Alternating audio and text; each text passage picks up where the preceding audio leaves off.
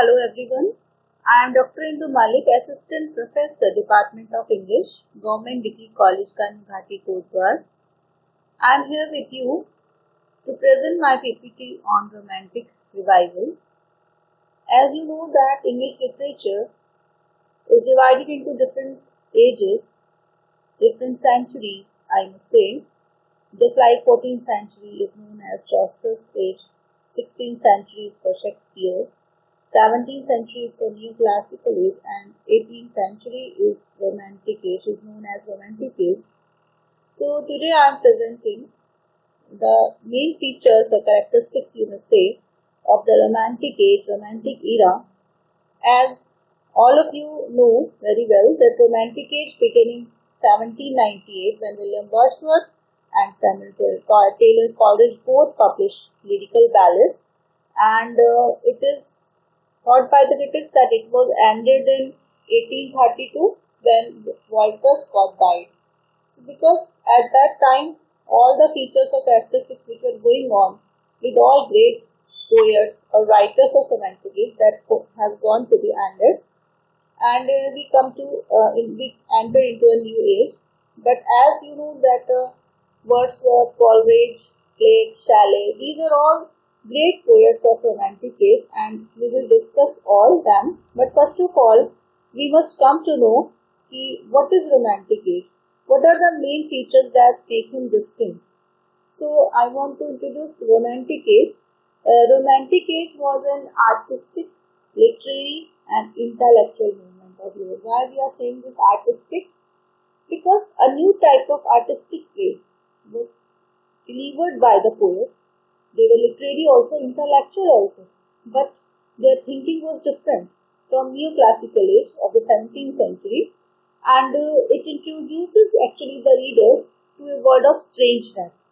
When the readers will get astonished, what is this going on and what is this all beauty, as Petrarch, that is also a great poet, has also thought, gave her view that the addition of strangeness in beauty, there was a beauty a lot because a lot of poetic expressions were there that were so beautiful, but with it strangeness is there. As you can also study the poetry of Coleridge, there are strange things are there.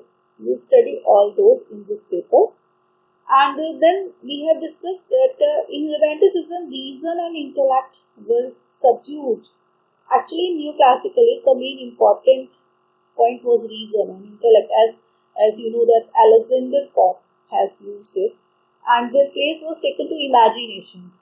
Now, in romantic age, there was imagination, emotion, passion, not reason and intellect. When Wordsworth said poetry is a spontaneous overflow of powerful feelings, where there are feelings, where there is spontaneous flow, there is no reason at all, there is no intellect at all. Only the poet thinks and enjoys and also left the readers to enjoyment also. So all such things we find here.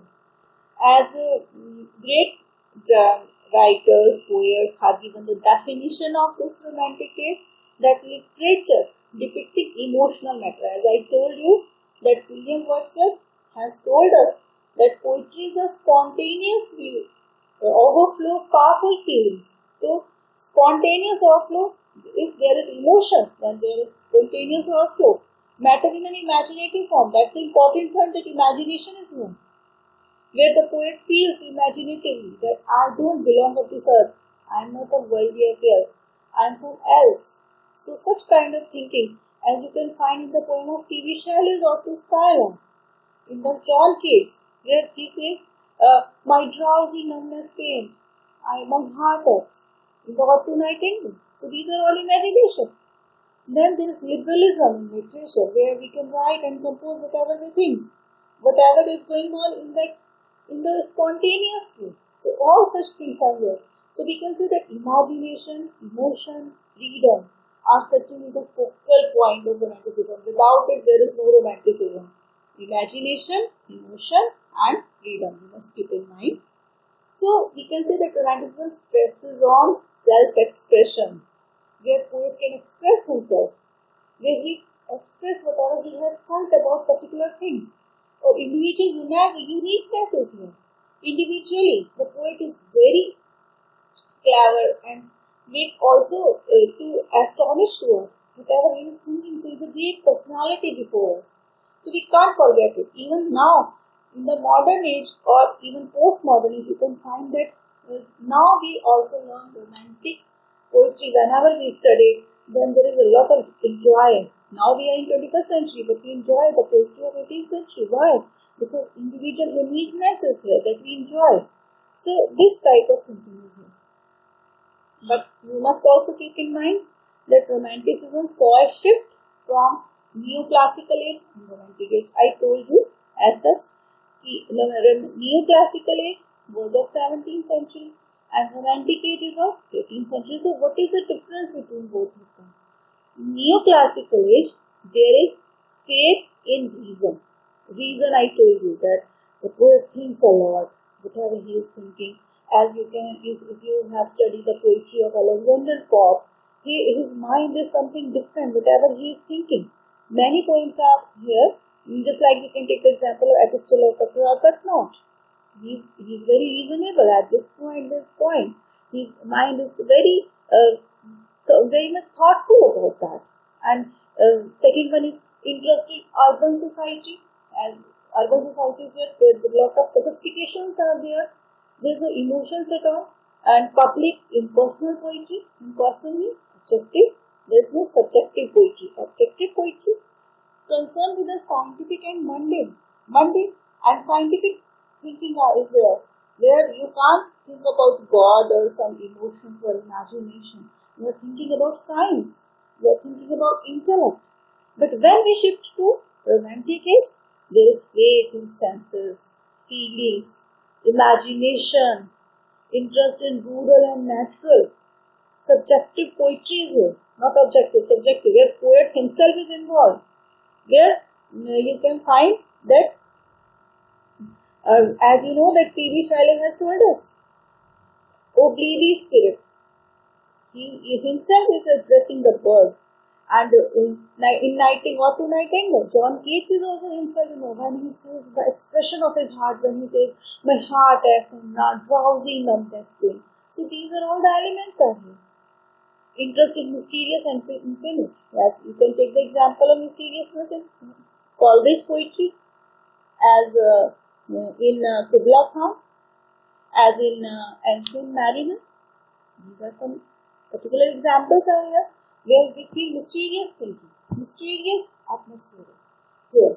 So again, I am taking that romanticism includes subjectively and emphasize on individualism.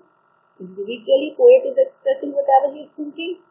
Spontaneity. Spontaneity means natural, not that has been imposed on us, where we are compelled to do something. The poet is spontaneous. Verse should go into the lap of nature and enjoy it and then express it in a spontaneous way. P.B. Shelley also enjoys when he listens to the song of the skylark. He listens to the song of nightingale and expresses his own way. So these are all the spontaneity. Freedom from rules, there are no rules at all. Devotion is superior to beauty, devotion. As there is mystical pantheism in William Wordsworth, solitary life, where the poet feels alone and enjoys it. Why enjoy? Because he has his own feelings, he has his own individualism. Imagination is superior to reason. Imagination, I told you that without imagination there is no romanticism. Love and worship of nature, fascination with the past, especially the myths, mysticism of the Middle Ages. So these are all the elements which, when we study all the poets of 18th century, of the Romantic age, we find such kind of thinking is here, and these are all the elements which we enjoy about. Readers feel fascinated. Wow, what is this poetry? So again, I have characterized it, romanticism, as by using its eyes. 5 eyes are here. First one, very important, that is imagination is here. Idealism is here. Intuition, wow, the poet is thinking, intuition. And inspiration. Inspiring views are here. Individuality. Every poet has his own identity and individually he is expressing it in its own way. Again, I am because you know that romanticism means something different. So common features you can find in every poet, just like romantics cultivated imagination. Imagination is here, freedom is here. Use a variety of poetical forms. Poetical forms means we find in their poetry lyric, ode, sonnet, ballad, epic, narrative poetry is in. And even we find in blank verses in. Heroic couplet, there's a rima. It's as in the P.T. Shelley's or to his win. There's a rima in here. So we always study it and enjoy it and something curious that make us curious at all. What is this? Wow, very astonishing. Then candidly express the feeling of man in solitude. Means the man how can enjoy solitude? The person is alone in solitude, he doesn't enjoy it, but now the poet makes us understand that what is solitude as opposed to so it is something also enjoyable when we come into the society. But when we are alone, we can also enjoy this moment. All the poets except Blake describe the natural environment. Only the Blake was here, who didn't, but all the poets, most of poets, used natural environment. They tended to use language with more freedom and informality than the 18th century.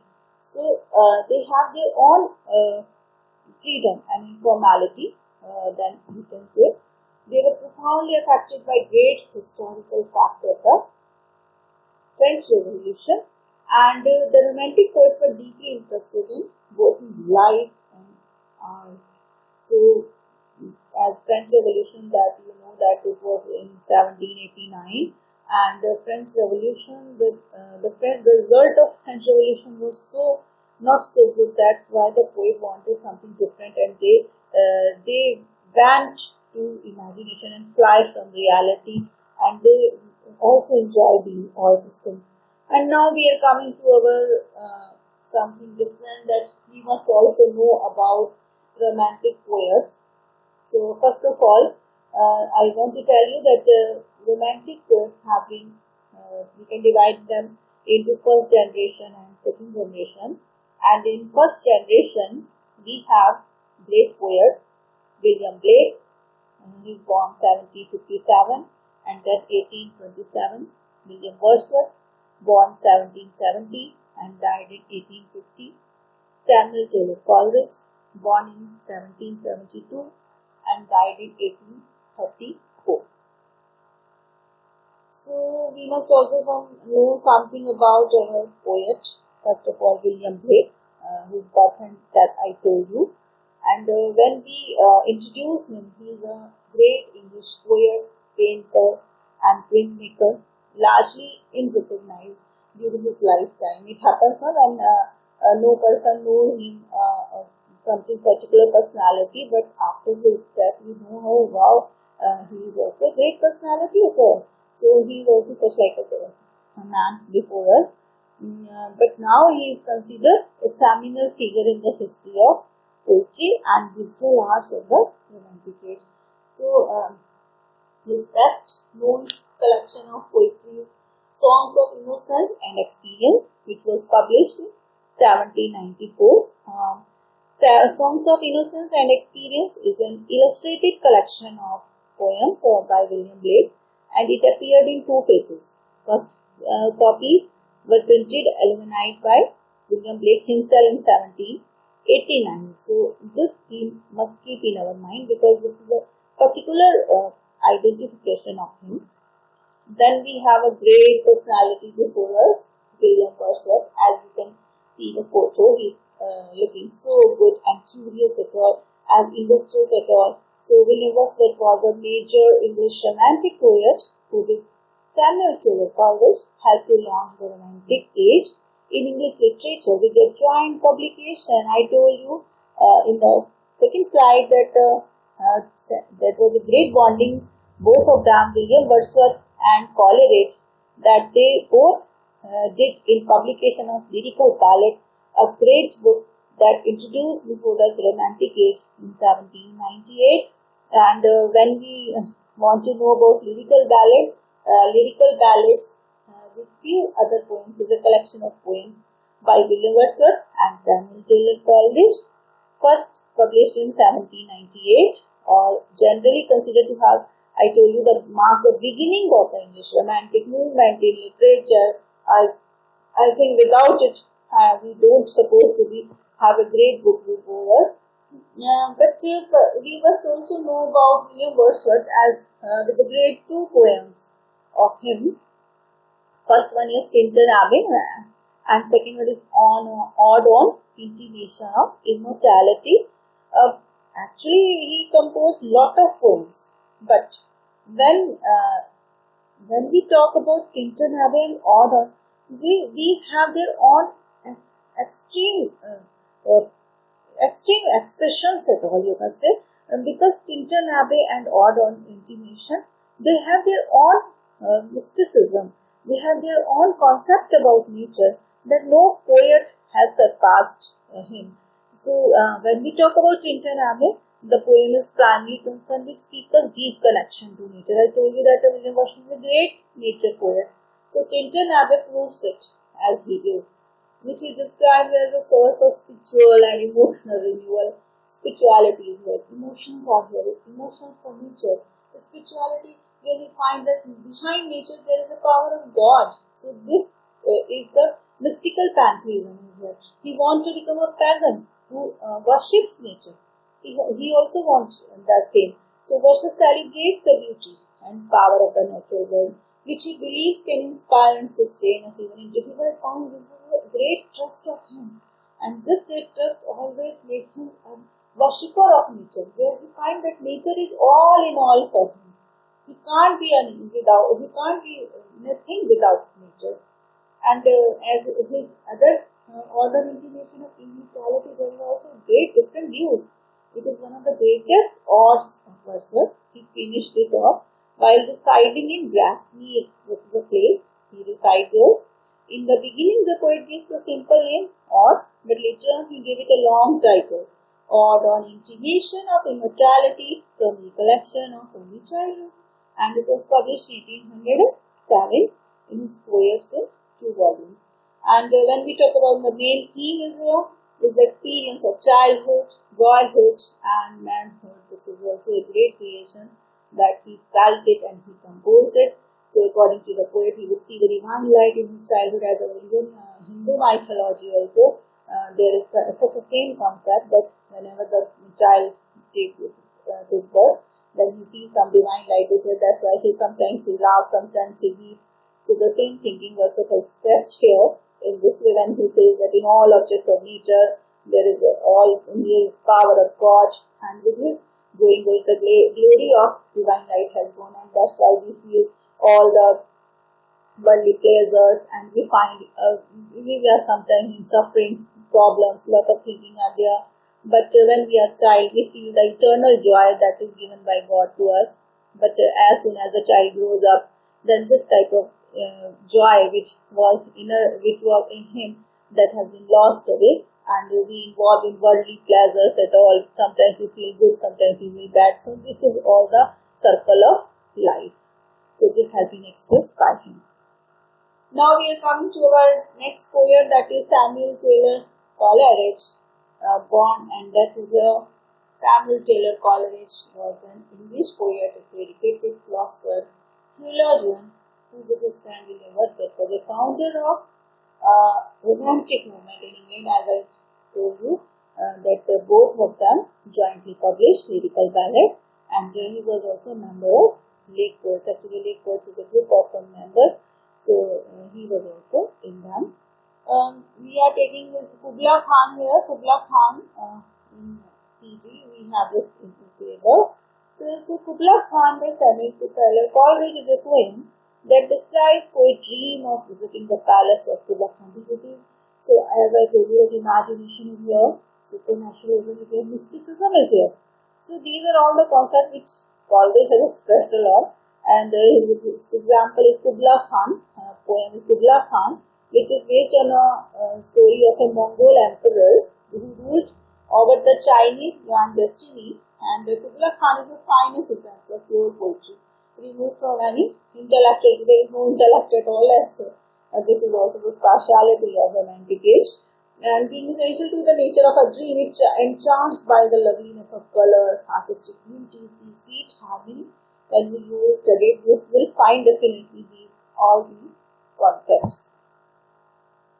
Then we have, as you did it, the first generation of romantic poets. I want to recall it as William Blake, William Wordsworth, and Samuel Taylor Coleridge.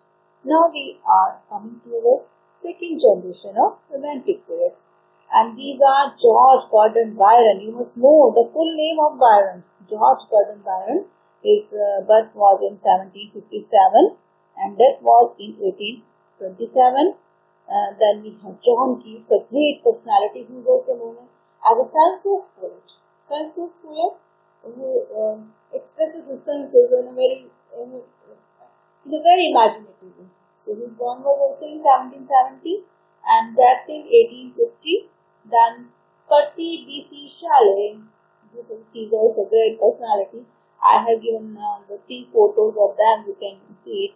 There's George Byron, Percy B.C. Shelley, John Keats, the romantic poet second generations are with us. So first of all, we will study about George Gordon Byron, his born and death is here, we mentioned. And then George Gordon Byron is also known Lord Byron. This is the Lord is the main significant post. You must say that in England that was provided to somebody for some particular act. Was an English romantic poet, and here he was one of the leading figures in the romantic movement and has been regarded as the greatest English poet. He is also in the line of the great English poets. And Don Juan is his great book. Don Juan, written from 1819 to 1884 by the English poet Lord Byron, is a satirical, satires are here, an epic poem which portrays the Spanish folk legend of Don Juan, not as a womanizer, as a character, it is a historical portrait, but as a victim easily seduced by women. So this is something different type of story which he has which has done in Don Juan. So we must particularly study it and enjoy it also, Don Juan. And then we have name is missing here, but I want to tell you that he is here.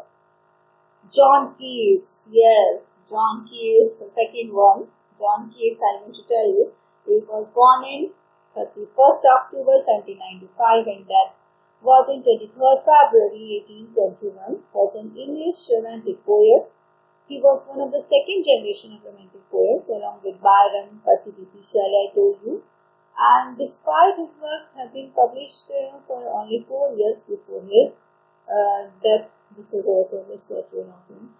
And we have taken his one particular poem that is Ode on him, Grecian Urn.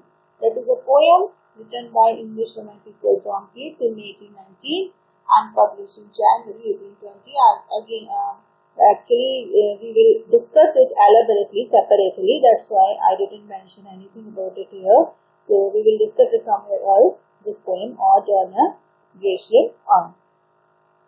And one more poem is also here of John Keats, that is Otto Nightingale, a great poet. I give the example of Otto Nightingale as such. So Otto Nightingale, written in 1819, is one of the John Keats' 6 famous odes. 6 famous odes he composed, and it is the longest with 8-10 line stanzas. And this is also his particularity that he has composed it in his own way and showcases Keats' style of vivid imagery is here. Even the Greek words are here, just like Bacchus, or also some.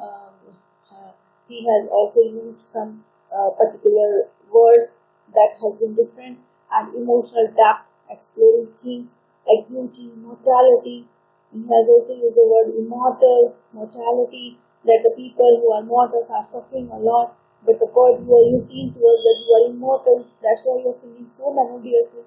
So these are all the concepts which he has also mentioned about a person who has certain birth on this earth and he feels a lot of things are there which he has to suffer. But this word which seems to him as immortal. That's why it is singing so melodiously. It was in, he says that God, you were also in past, now in present, and you will also be in future. So such kind of thinking is here in this poem. Our third one, poet is Percy B.C. Shelley, was one of the great English poets, radical in his poetry as well as in political and social views. He is also very smart in that. And Shelley didn't achieve fame during his lifetime. Again, the tragedy with him that in a lifetime he didn't gain any great particularity and recognition. And recognition in poetry steadily following his death. Steadily comes something slowly. And sometimes it happens when we are alive and we don't gain something, and after that we gain a lot. The same thing has happened to him. But he was a great poet, and here we have taken the example of this poem that is Off to West Wing. This poem was written in the woods outside Florence, Italy in autumn 1890. And in the poem, the speaker directly addresses the west wind. The speaker treats the west wind as a force of death and decay and welcomes this death. And because it means rejuvenation and rebirth will come soon. This is also a different view. When the person is celebrating the death, because he knows that he will take again a new birth. As in Hindu mythology in Bhagavad Gita, you have studied that the person doesn't die, the body dies, not the soul dies, and the soul takes another birth. The same thing is here with the Shelley, when he is celebrating the death, because he knows that there is again a rebirth to him. And in the final two sections, the speaker suggests that he wants to help promote this rebirth through his own poetry.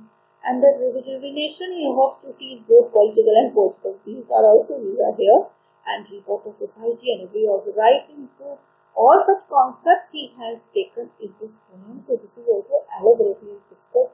This he will study and enjoy this also. Now in MA you have one writer also here, a great storyteller, Charles Lamb. And in UG also, I want to recall you that he has his one essay is in our BA first SAM, that is Dream Children of Avery. And as I know that you enjoyed this essay a lot, that was a dream, not reality. When the poet is telling all the story to his son and daughter, but in reality they were dreams, they were imagination, they were not real at all. So by Dream Children we can come to know that Charles Lamb is also a great personality whose writing is also remarkable. In our syllabus we will again discuss essays are here, that is Oxford in the Vacation, Bachelor Complaint of the Behavior of Married People, and Dream Children of Avery. Again this is in this. And one more writer is Jane Austen. Jane Austen is also a great writer, and his famous novel is Emma. Jane Austen's fourth novel, released anonymously in the 3 volumes. We don't know about the releasing, and between 1815 and 1816 it was released. Set during the Regency period in an English country village called Highbury. This is the story of Highbury. It is a comedy of manners. So when we talk about comedy of manners, I mentioned it here, is a form of realistic and satirical comedy that mocks artificially constructed social convention. It means that when we are fed up with the social conventions, and we can't tolerate it, and sometimes the writer takes the initiative and uses it and express it before us in this realistic and satirical way. So this becomes a comedy of manners. And this comedy of manners we find in this Emma, which the novelist ironically depicts the periods at the times approach to social class, gender roles and marriage, because this is also the reality of the romantic age. When the poets were celebrating it imaginatively, then the novelist also expressed it in their own way, and that was with the social realistic views are here in the way of comedy of men. So this is the paper which we are doing, and when we are studying it thoroughly, we will get all the concepts and study it that what is romantic, what are the main characteristics of romantic, and what are the poets and novelists and short storytellers express it into their own way. So this is a very particular way, and we will study it, we will enjoy it at all when we go through it in a different way. So thank you so much for listening.